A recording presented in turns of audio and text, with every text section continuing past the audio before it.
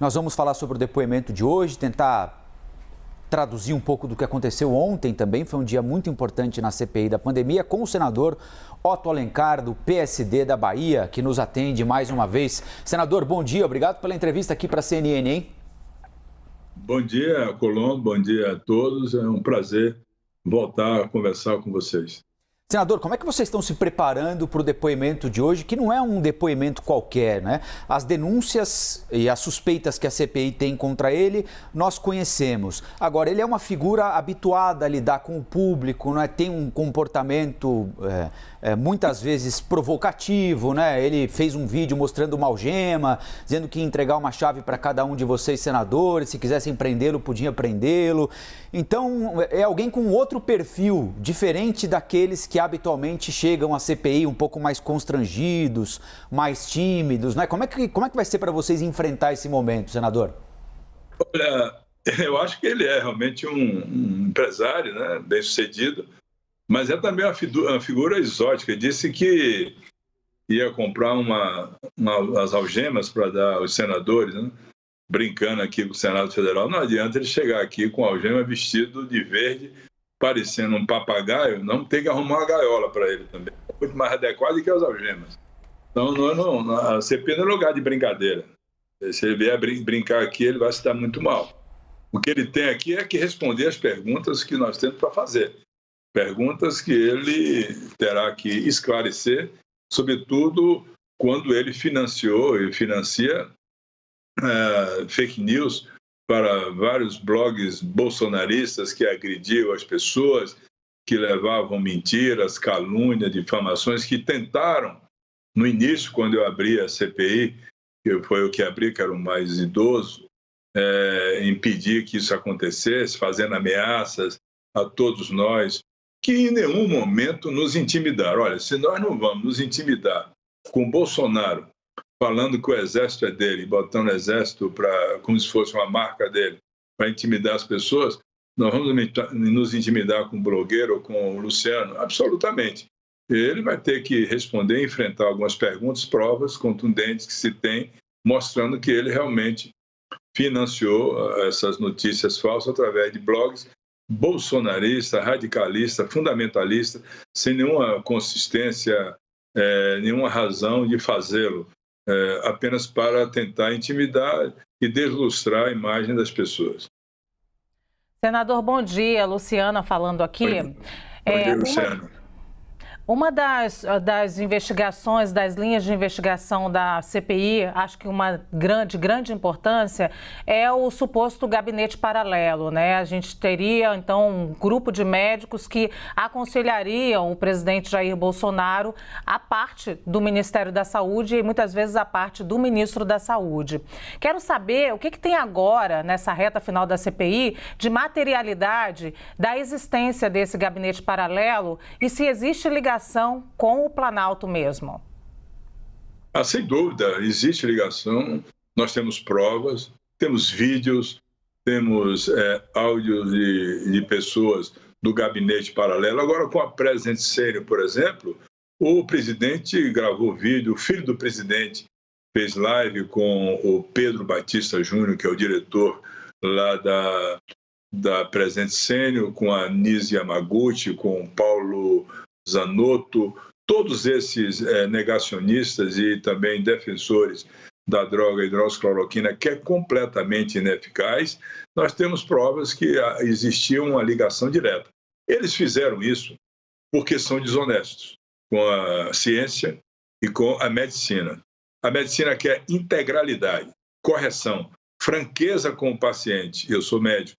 Eles fizeram a administração de hidroxicloroquina exatamente porque a hidroxicloroquina, um comprimido custa R$1, é barato, com azitromicina. E por que fizeram isso? Porque eles sabem que de todos os pacientes contaminados, né, pelo coronavírus, pelo Covid-19, 95% mais ou menos, em torno disso, cursam assintomático, leve ou moderado. Vamos dar hidroxicloroquina, porque esses que vão ficar sem nenhum problema, nós vamos atribuir a utilização da droga.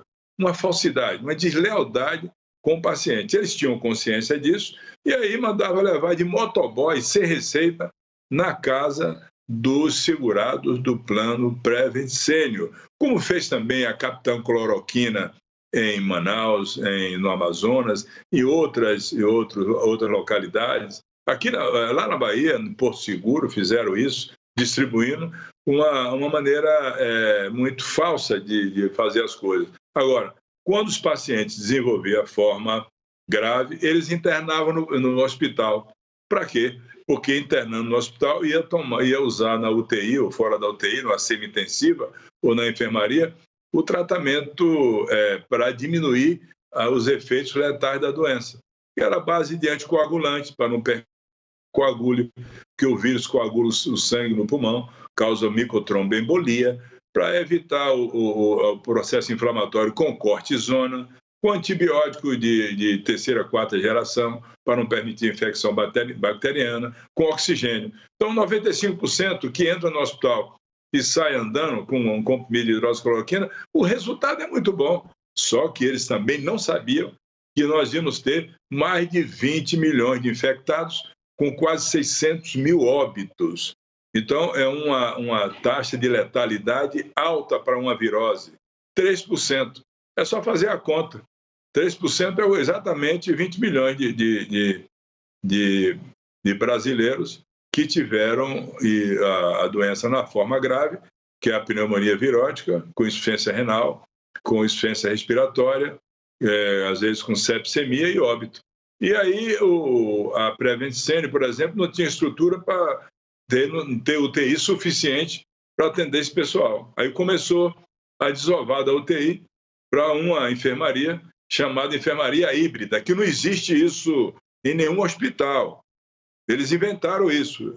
A híbrida saía da UTI com condições de se recuperar para a híbrida, e aí eles acionavam, através de médicos e psicólogos, a família para fazer o trabalho biopsicossocial, que na verdade é o tratamento paliativo, como foi o caso do senhor Tadeu Francisco Andrade, e nós temos o vídeo, temos aqui o áudio, temos as filhas deles pedindo para o médico não mandar para fazer o tratamento paliativo, uma série de... Olha, o que não falta nessa CPI é prova contra esses todos que passaram fazendo depoimento. Nós temos prova suficiente, provas materiais. E no relatório do senador Renan Calheiro, essas provas são evidentes e vão mostrar o que aconteceu no Brasil, promovido, inclusive, pelo Gabinete do Ódio, cujo presidente desse gabinete é o presidente da República. Ele coordenou muitas vezes, nós temos vídeo, ele coordenando o gabinete, gabinete paralelo. O Ódio é outro gabinete, lá no Palácio Planalto. O gabinete paralelo, o gabinete das sombras. Nós temos vídeo, temos provas para mostrar exatamente o que aconteceu com o Pazuello, Osmar Terra, com o Luciano, com esse pessoal da Prevent Senior que fez esse teste, que não tinha nenhuma base científica, não fez teste pré-clínico, não fez teste nenhum de hidroxicloroquina no laboratório, pegou uma droga de mais de 50 anos para tratar uma doença nova como se fosse a solução. Eu nunca vi uma produção tão grande de pessoas que, não sendo médico, formado, ou enfermeiro, ou da área de saúde, ou que tivesse formação na área de saúde, para uma produção tão grande de charlatões, né, no Brasil afora, inclusive o caso do próprio presidente da República, pegava a caixinha de hidroxicloroquina e receitava o Brasil inteiro. Senador, eu gostaria de ouvir o senhor sobre um dos motivos que levam o depoente de hoje à CPI da pandemia, que é a morte da mãe de Luciano Hang.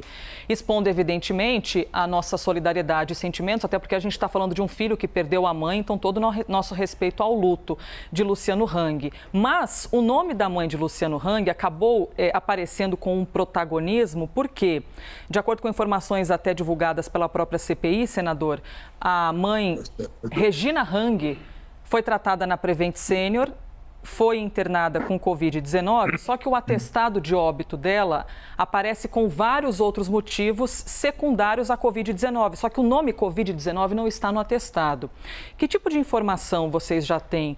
Quem teria tido a iniciativa ou a vontade de retirar o nome Covid-19 do atestado de óbito de Regina Hang e por quê, senador?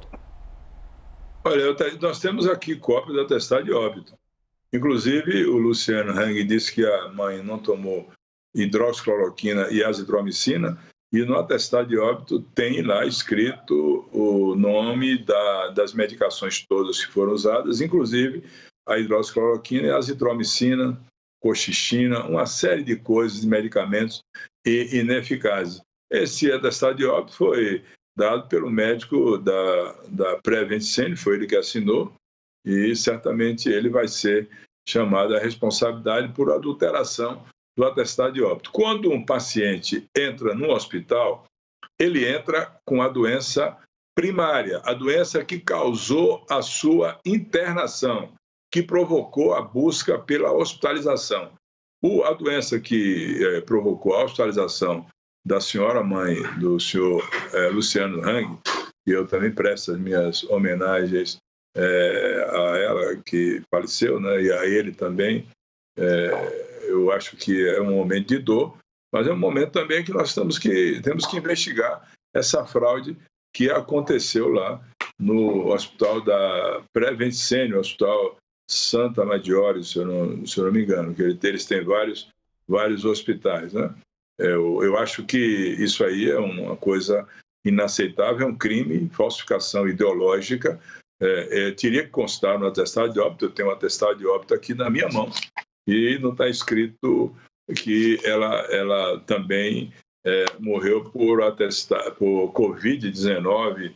Aqui o atestado de óbito, aqui no celular, posso mostrar quem quer que seja, não consta Covid-19. Teria que constar no atestado de óbito Covid-19 com as complicações de sepsemia, insuficiência renal, e aí sim, teria o atestado de óbito correto, mas falsificaram.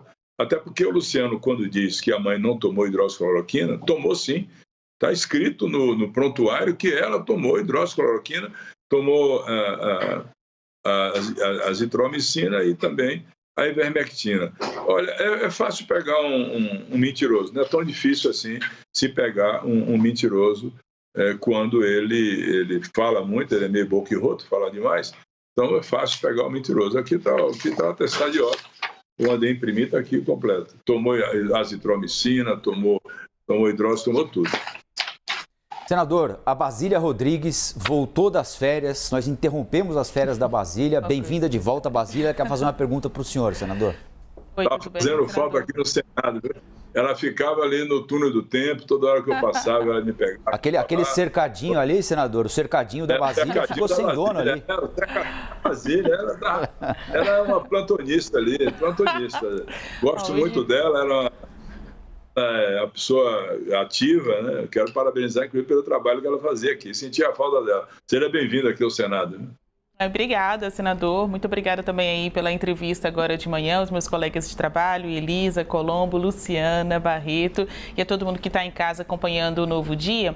Claro que hoje a gente tem uma expectativa de um depoimento muito performático, né? O Luciano Hang, ele até já disse que vai levar algemas e chaves a todos os senadores, mas eu gostaria de voltar com o senhor nesse finalzinho de entrevista ao depoimento que a gente acompanhou ontem da advogada de médicos da Prevent Senior. A advogada, ela chamou atenção para a participação do Ministério da Economia nessa legitimação do tratamento da Prevent Senior. Agora, nessa reta final da CPI, e que eu voltei também de férias para acompanhar o dia a dia, vocês entendem que devem chamar o ministro da Economia ou algum integrante da equipe econômica para explicar se houve a participação deles, pelo menos no ideário aí desse gabinete paralelo, porque a Bruna Morato, a depoente de ontem, falou no tipo de alinhamento ideológico e para permitir que as pessoas voltassem às ruas, reativassem a economia, era entregue a elas uma solução, a hidroxicloroquina.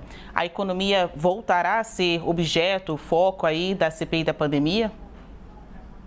Olha, você lembra que nós temos já o requerimento de convocação do Guedes. Eu até lá atrás fui contra porque achei que não tinha muita conexão com as perdas, com as pessoas que perderam a vida. Mas diante do fato revelado ontem pela doutora Bruna Morato, eu acho que ou ele ou o secretário dele, um deles terá que vir depor aqui na CPI. No entanto, é a minha posição isolada. nós tomamos decisões colegiadas, nós somos 11 com os suplentes, tomamos decisão colegiada. Às vezes meu voto não é o vitorioso, eu me rendo à maioria. Mas o que ficou claro, o que nós sabíamos já que isso tinha acontecido. O que é que o Bolsonaro lutou contra o lockdown, o isolamento social que eu chamo? Porque ele queria pessoas nas ruas para não ter nenhuma queda do PIB, a economia continuar ativa, mesmo que morresse milhares e milhões de pessoas como morreram. Porque ele achava, por desconhecimento, até por ignorar a doença, ele achava que haveria aquela imunidade coletiva ou imunidade de rebanho.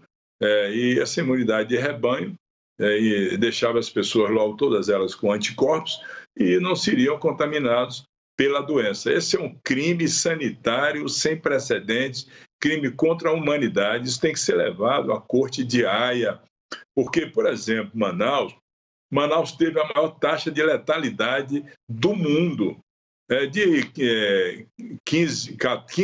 410 mil pessoas que se contaminaram, 410 mil, em torno de 16 mil foram a óbito. Portanto, foi muita falta de oxigênio, estímulo à imunidade de rebanho. E o Guedes agora, que com essa declaração, ele também defendendo isso, né, e se defendeu isso, queria que as pessoas ficassem na rua para se contaminar, para a economia não cair, contra o lockdown, contra o isolamento social. Com isso, sem dúvida nenhuma, ele tem que se explicar.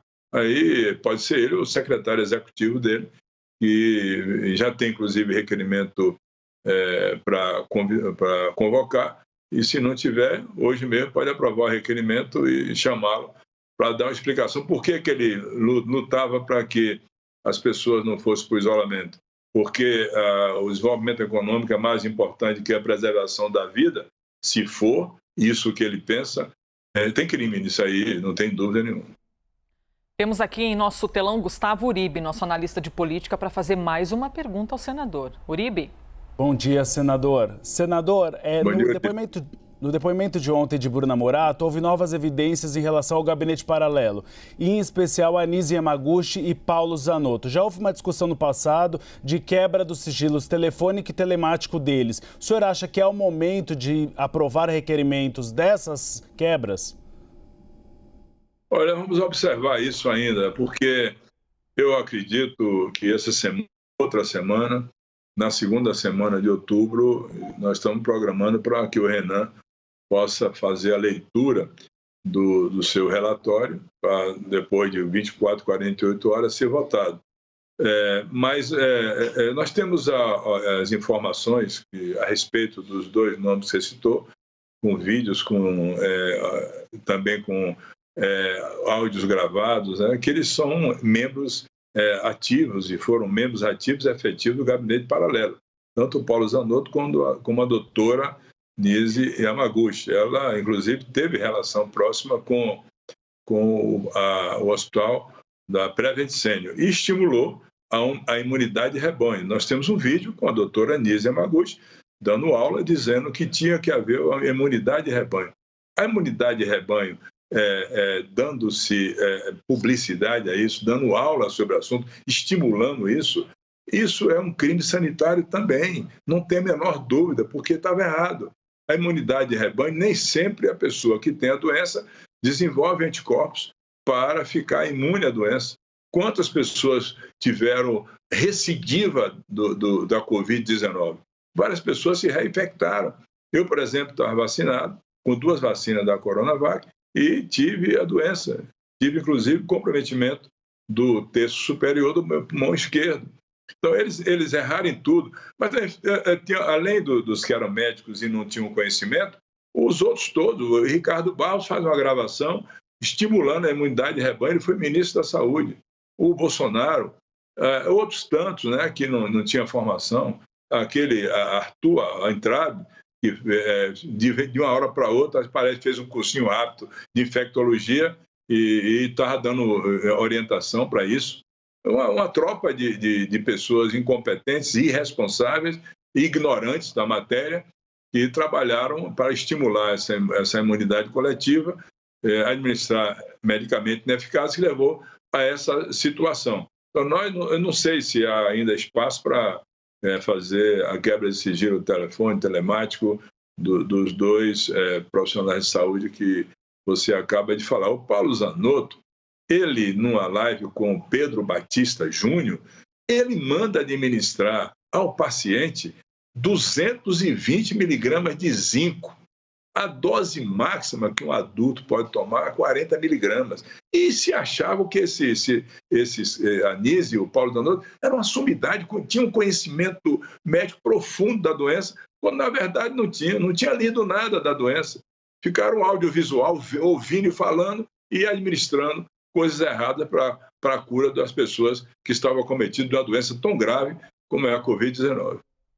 Senador Otto Alencar, muito obrigado pela entrevista aqui para a CNN. Bom dia de trabalho. Daqui a pouquinho nós vamos acompanhar juntos a sessão da CPI da pandemia. Bom dia para o senhor. Bom dia a todos, muito obrigado. Estarei sempre à disposição.